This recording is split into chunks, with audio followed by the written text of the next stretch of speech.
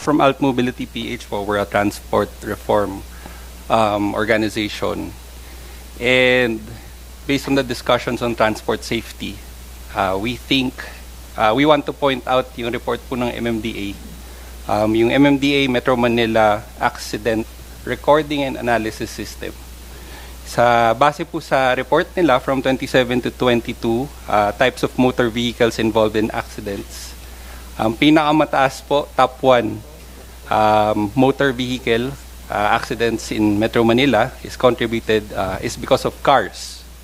At yung datos po doon ay 531,474 from 2017 to 2022.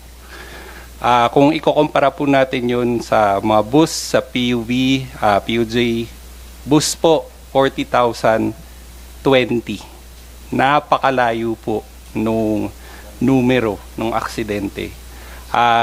We agree that, of course, very important po yung maintenance, ensuring that our public vehicles are well-maintained, are functioning, but also our drivers, staff, importante din po yun.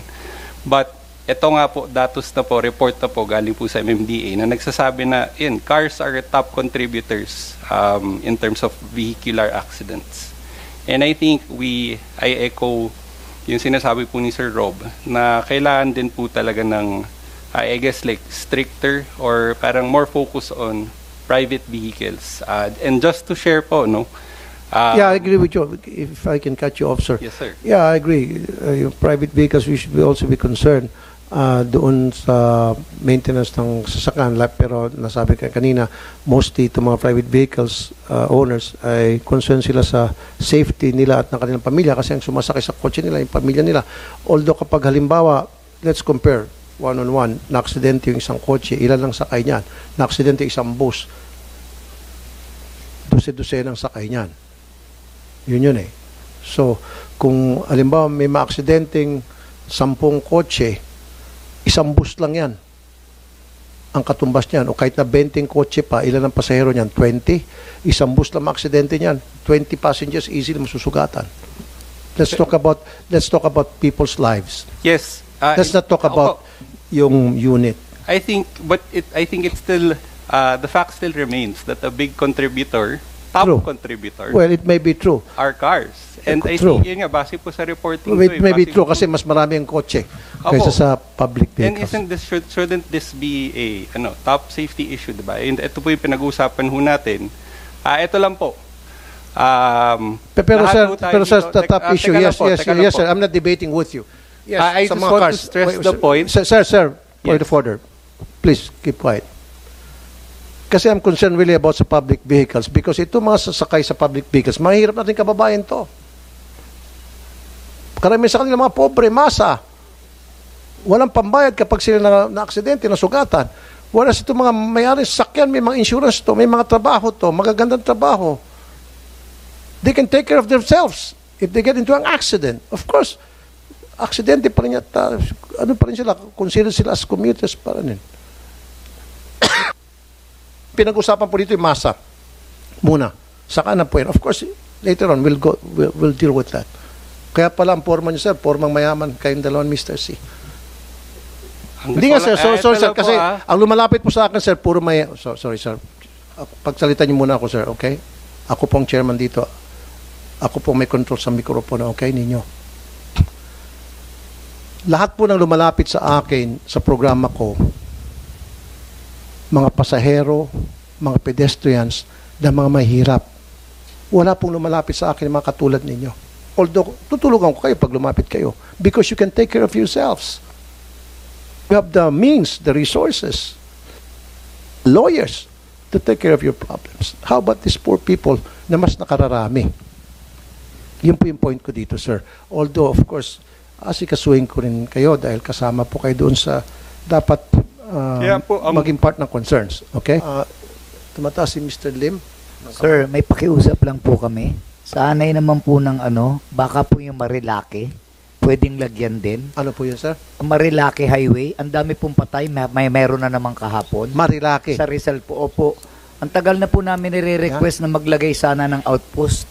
Marilaki Highway. Highway, opo. Ang dami pong patay dyan. Mas kunin nyo po ang listing HPG sa ano. dapat yan. HPG po, sako po ito ng Metro Manila, Kalahati, at saka ng Region 4A. Rizal lang lahat, no? Rizal na lahat. Oh, ginagawang racetrack to, General. General? Every Sunday? So, yung Marilaki, sinasabi ni Mr. Lim sa Marcos Highway? Yes, sir. We'll check on this, sir. I think it's part of 4A. Sulat nyo? Sulat kayo. Okay, so General, I'll give you 5 working days. Linis yung problema yan. Otherwise, babalikan kita on air. Hindi lang dito, pati sa radyo ko. Babatikusin kita left and right kasama ng chief PNP mo. Hindi ko bibiro. Look at me, General, look at me. I'm not joking. Pag buhay ng taong nakasalalay dito, I'll be very dead serious. I don't fucking care kung sino yung kaharap ko na Poncio Pilato. Magkaaway na kami kung away. Please, sir. So, yung sinasabi niya Marilaki, in 5 working days, limpyo na po yung problema dyan. Wala na po mga magnanakaw. Tama? Ano exact location? Pakisabi sa, sir? Exact location po nito, General, doon po sa Tanay, papuntang Tanay.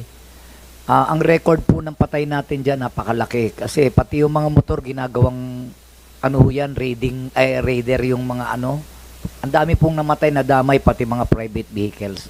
Bakit po? Anong korte ng kalsada? Or then DPW should be involved also here? Dapat po. So, meron ba taga DPWH dito? Good morning, Mr. Chair. Meron? From DPWH. Okay. DPWH, is there anything that you can do about this? W- Not only the PNP should be involved, also you, DPWH. Yes, Your Honor, we'll coordinate. I'm from the legal service, Your Honor. I'm not particular with but we're aware of what's happening in Marilaki. You're aware? Yes, Your Honor. Then what have you been doing about it? Top of my head, Your Honor, I'm sure that we installed rumble strips in the corners. It's a curved road, Your Honor, as Yes. I'm aware from the videos that I see from social media. There are now rumble strips that are installed. When was this installed, sir? I can't say for now, Your Honor, but we'll Kung submit a installed na report. ito, bakit tuloy-tuloy pa ng mga disgrasya? Ayon dito kay Mr. Lim. I can say, but I'm sure, Your Honor, it's being used as a racing place for motorcycles, particularly, Your Honor. Racing. Yes, So Your Honor. therefore, trabaho ito ng PNP. So General, yung responsibility, I'll put it on your shoulder again, na please, ayoko na mabalitaan na may mamamatay dyan. Ginagawa pa lang racing track. So aware po kayo dito, General, ng PNP. And then bakit wala akong ginagawa ang PNP? Kung aware po kayo, matagal na pala ginagawang parang racing track itong kalsadang ito, lugar na ito, sir. I think, sir, the Police Regional Office 4 is aware on this, but we will direct them again to intensify their presence in that area. Pinapatay, okay. Sige, mamaya na yan. So, sir, I want this addressed in the next 5 days. Wala na ito. Anong LGU may sakop po nito? Region 4A po. 4A. Hindi, sino pong LGU? Sino pong Tanay po yung lugar. Tanay. Tanay Rizal? Opo, Tanay po. Ito po yung Sino pong mayor dyan? Baras and Tanay. Sino pong mayor dyan? Sino bang mayor natin sa DLG? Andito pa ba yung DLG? Tantuangco raw po yata si Mayor Tantuangco. Ito po yung Marikina Rizal Quezon Highway. DLG? Dabago. Nasa yung DLG natin. Sir, bigyan po kayo ng assignment. Bigyan ko kayo, sir, ng assignment. Siyempre, dapat ma-involve lahat dito. Hindi lang yung DPWH, PNP. Dapat involved din yung LGU.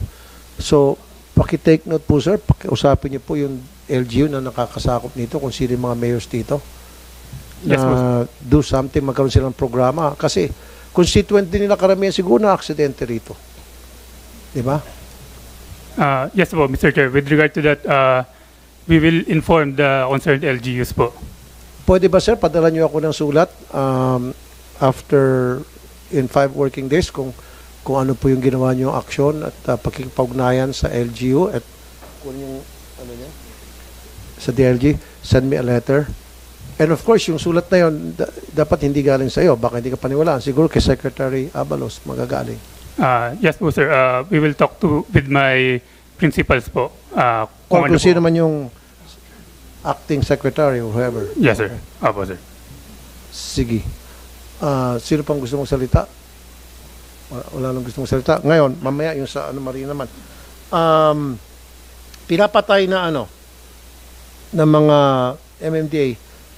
Pagdating ng gabi, may mga stoplight na yung nagwa-warning.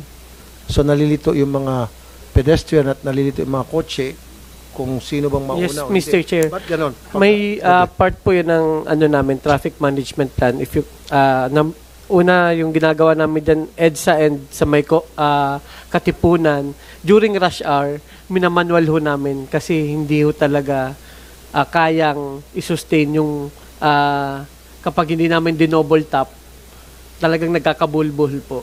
So, we make sure that yung enforcers namin doon madami kapag dino-double tap during a particular period na rush hour sa gabi and sa ilang lugar during morning po. Ginagawa ho namin yan, dino-double tap, minamanual ho namin ang pag-operate, lalong-lalo na sa mga major intersections. Okay. Ito pa isa kanina observation. I forget kung sino may observation ito. May mga stoplight kayo na napakabilis na mag-red. May mga stoplight kayo na antagal, naka-green. Yes, Mr. In Chair. fact, ako mismo nakakaranas niyan.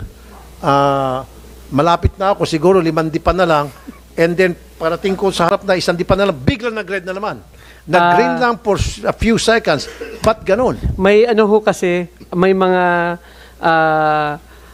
traffic light na kami na may mga kasama hong volume detector. So, tinitingnan ho niya lang haba ng buong stretch. Volume detector, so sa EDSA pa man din yun, nakalimutan ko ng papasok ng SM eh. Ang haba na namin, I'm telling you sir, kung volume detector ang pinag-usapan, so dapat nakita niyo yung volume niyo ng kilometro ng haba, parang umabot ako ng 1 oras lamang makatawid lang ako ng SM dahil siguro 1,001, 10 seconds lang ata ang green. May mga automated ho kami na mga... Sana yun na man po lang yung hindi bago. 10 seconds, sana man lang gawin yung mga 1 minute. Not 1 minute, siguro baka mga 2 minutes, 3 minutes. Ano bang standard? May program ho kasi yan kapag Ano bang mga standard intersection. talaga? Pag sa mga Depende po sa volume kasi automated po yan. Pero sir, wag naman seconds.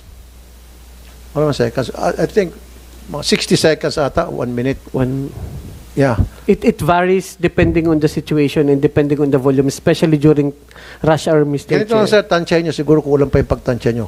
Siguro dumadami sasakyan ngayon sa Pilipinas. So, magbabago. That's why may mga ginagawa ho namin yun, tinitake over ng mga enforcers namin during rush hour. Kaya po nag-orange, nagbiblink lang siya. Yun po ang tinatawag namin na dino-double tap namin. Hindi, sabihin sa yung sa pag-heavy traffic Yes, na Mr. Chair. maiksi lang yung green. Pwede naman hong ano po yung program yan. Mag-ikot-ikot kayo sir, hanapin nyo ano. Yes, Mr. Chair. Okay. Noted po. Thank you very much.